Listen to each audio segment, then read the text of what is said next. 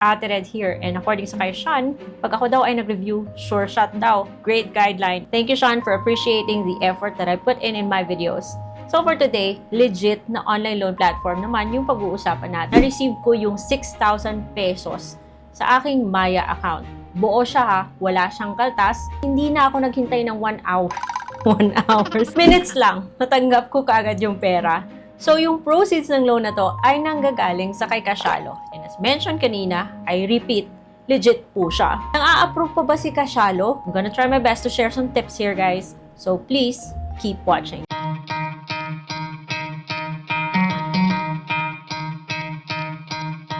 Usapang legit, kasi again and again, pag-usapan natin si Kasyalo. Patuloy ko itong sinusubaybayan, guys, kasi dami sinasabi na nang-re-reject daw siya. So this video is not sponsored. It's based on my personal experience. So hindi po ako binayaran ni Kasyalo at hindi ko siya pinopromo. Mas masarap lang talaga pag-usapan yung mga legit na mga loan apps.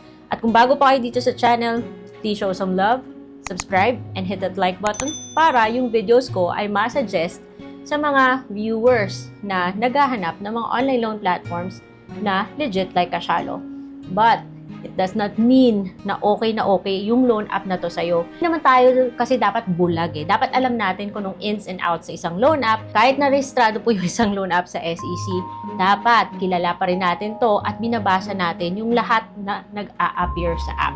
So kung kayo nagbabalak pa lang dito kay Kasyalo, then keep watching and find out kung okay siya sa'yo o hindi. Matagal na ako may Kasyalo, guys, so you can check my previous videos about this loan app and even the step-by-step process sa pag-apply. Yung maganda kasi dito kay Kasyalo is that 45 days to pay po siya sa mga established accounts. Hindi siya makulit until 5 days before your due date, magte-text siya ng reminder. Pero according sa isa nating viewer, mag-reply ka lang dun sa text na yon, hindi ka niya na kukulitin pa. Hindi siya kasing kulit ni Finbro na araw-araw nagte-text, nagko-call na umutang ka. Ito si Kasyalo, ikaw yung magdi-decide kung kailangan mong umutang o hindi. So between Finbro and Kasyalo, mas okay si Kasyalo when it comes to respecting their clients and when it comes to marketing. Pagkatapos yung bayaran yung loan nyo at nag-wonder kayo, bakit walang increase?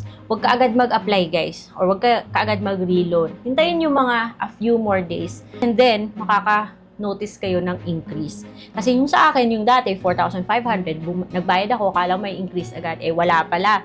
And naghintay ako ng 1 week. Doon ko nakita na naging 13,000 pesos na, yung maximum na pwedeng utangin. But hep, huwag nyo munang kunin yung 13,000 or yung highest available offer niya sa inyo without knowing the fees. Also guys, every time na in-exit nyo yung account, pag kinlik nyo, magla-login kayo. So, di ba, secure.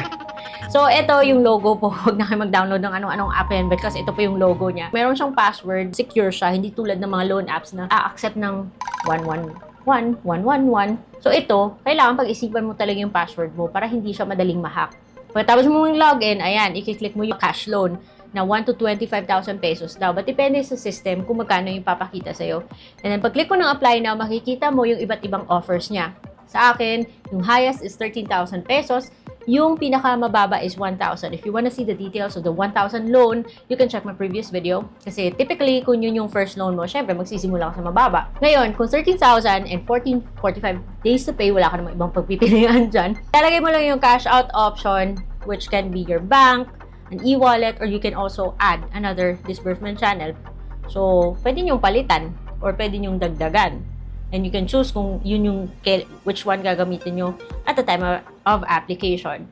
And then loan purpose, it's up to you kung ano yung lalagay nyo dyan. And take note na sa baba pa lang, ipapakita niya na sa'yo kung magkano yung babayaran mo after 45 days. So it's very transparent. So sa 13,000 after 45 days, 16,510.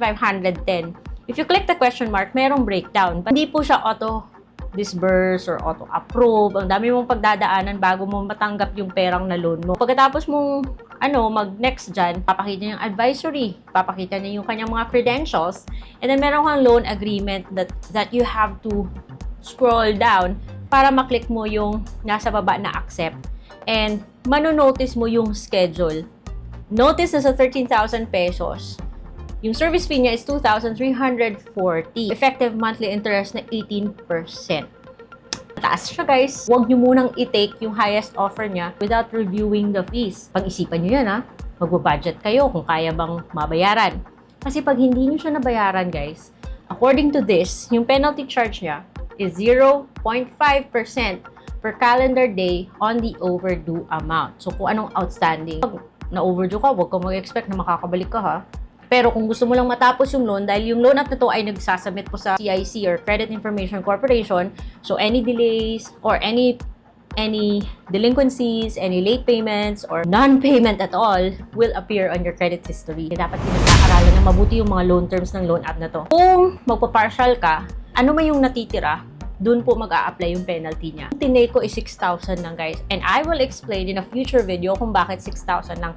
Kasi magko-compare tayo ng loan app. Yung babayaran mo after 45 days is 7,602.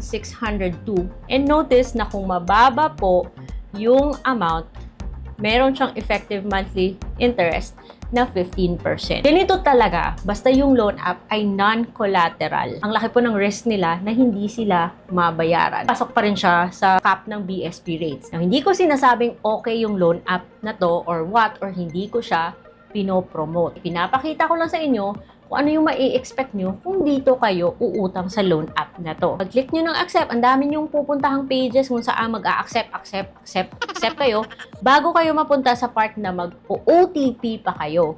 So, hindi po accident yung pagtanggap ng pera galing kay Kasialo. Then, pagkatapos yung mag-OTP, o yan, may reviewing pa, diba? And then, pagkatapos nun, after a few minutes, kung walang system issue, matatanggap nyo yung pera na niloan na buo. Na 15 or 18% siya, at least buo naman yung proceeds. And you have 45 days to pay. I think this loan app can be comparable to Mr. Cash. What do you think? Or suggest another loan app that you want to compare with Kasialo. So, ito si Kasialo guys it's registered or quote-unquote legit. But, yung desisyon sa pag-utang nito ay nasa inyo po. Kahit na legit man siya, pero baka ayaw nyo sa interest niya, di ba? Pero, hindi siya makulit guys. I think nag-improve na rin yung kanilang customer support. And patuloy natin tong subaybayan guys kasi we love to talk about loan apps that are legit, registered, at hindi nangungulit. And hindi po 7 days lang. So I hope meron kayo natutunan sa video na to. And if you don't like Kasialo, you can check this playlist of legit loan apps by Ate Red. Ate Red, baka doon kayo makahanap ng the one para sa inyo. So, but for now, ito muna yung topic natin. And until my next video, yun na muna. And see you on my next vlog.